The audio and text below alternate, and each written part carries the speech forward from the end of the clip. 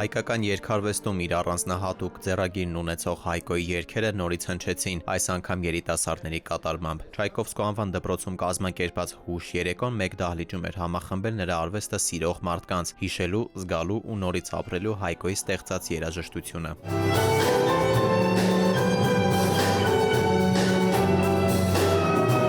Դահլիճը երգում էր կատարողների հետ, դժվար էր թաքցնել հուզմունքը։ Հայկոյի արվեստի մասին խոսելիս մեկ միտք է կրկնվում. նրա երաժշտությունը առանց էմոցիաների լսել հնարավոր չէ։ Ինքն էս բացիրտ ուներ, որ այդ էներգիան նենց էր բոլորին տալիս ու ով ինչ անում էր, բոլորին մեծարում էր։ Հայկոն տարիներ շարունակ դասավանդել է հենց այս դպրոցում։ Բեմում կանգնած երեխաներից շատերը այն ժամանակ դեռ փոքրիկներ էին։ Տարիների հերվից հիշողությունները կարծես նորից կենդանացել էին բեմում հնչող յուրաքանչյուր երգի հետ։ Ես ուրախ եմ, որ իմ տղայի երաժշտությունը արտիական է բոլոր սերունդների համար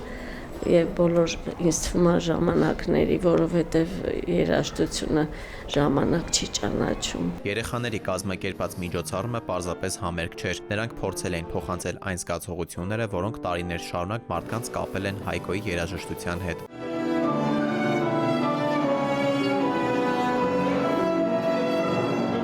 Ընթացքը շատ լավ անցել եւ հաճելի, քանի որ